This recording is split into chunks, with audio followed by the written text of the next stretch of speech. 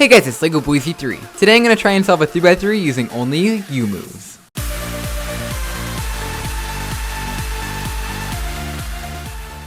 So today we're going to be trying out a quick little easy challenge to do on a 3x3, which I actually got the idea for from a comment. It said to solve a 3x3 using only U, U prime, and U2 moves. Now I'm actually going to make it a little bit more difficult on myself and only do it using U moves.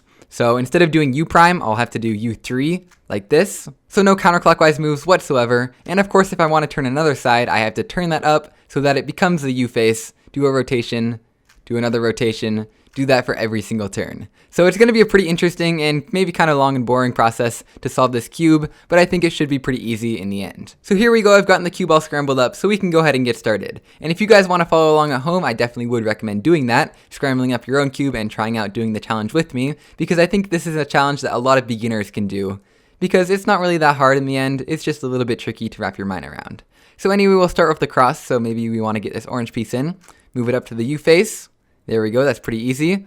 Let's maybe get this piece in, so we can do a U, another U. We can maybe move this piece in, so a couple of U's. Move it over to here with a U3. And then this piece back over here, U2.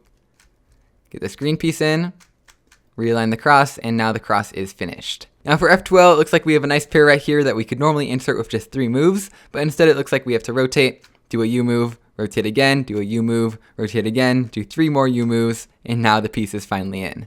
Anyway, we can keep on doing that with more F2L pairs. So this one right here, maybe do a U3, another U, U2, U3, U3, and that one is in.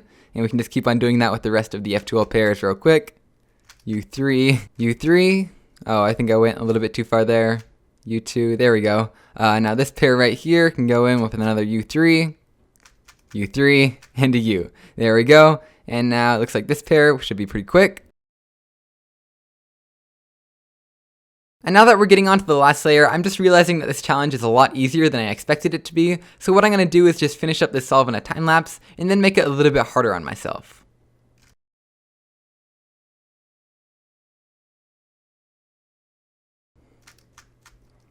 And there we go, the cube is now solved. Now what I'm going to do to make this a little bit more difficult on myself is instead of just doing U-turns every single time, I'm going to alternate between U-turns and D-turns. So in this solve, if I wanted to turn the right face then the upper face, I'd have to move the right side up to the top like this, and then the up side down to the bottom like this. And then if I wanted to do a double move like a U2, I'd have to bring it up to the top, and then bring it to the bottom and continue doing that same move on the bottom. A simple L prime move would look something like this. So it's going to be a lot more complicated. Alright, so the cube is all scrambled up, so we can go ahead and get started. Hopefully it'll be a little bit more challenging this time around. So we can start with the cross, maybe do a U move up here, and then we alternate to a D move like this to get that cross piece in. Now looking to the other cross pieces, looks like we have one up here. So we have a U move now, and then a D move, and then one more U move to get this piece in. So to bring this piece around to here, we have to start off with a D move, then do a U move, then another D move, and then finally a U move to get it into the right spot.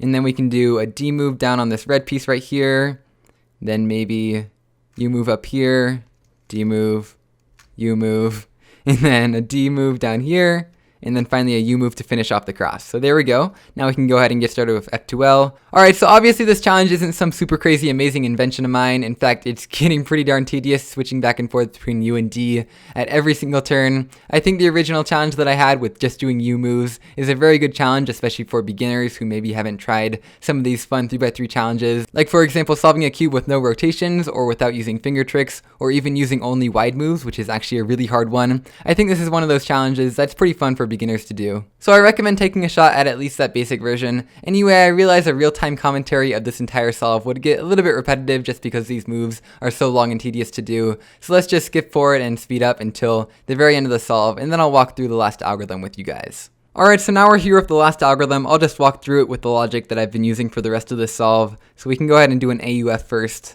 by doing a UD, just like this. And now you see we just have a U perm, so it starts off RU prime.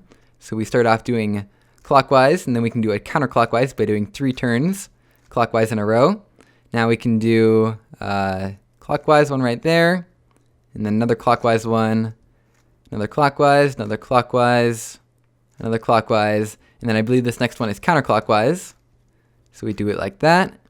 And then this one is clockwise. I don't remember if we're on U or D anymore, so I might mess that up a little bit. But there we go. Now we have another counterclockwise one, and then just a double turn, which we can do just like that. And there we go. That is the process of doing a U-perm with this method. Anyway, yeah, I realize it's kind of a ridiculous challenge, especially that second part that I added to it, but it was still pretty fun, and I would recommend trying it out. So yeah, that's pretty much it for this challenge video, and I will see you guys next time. Bye!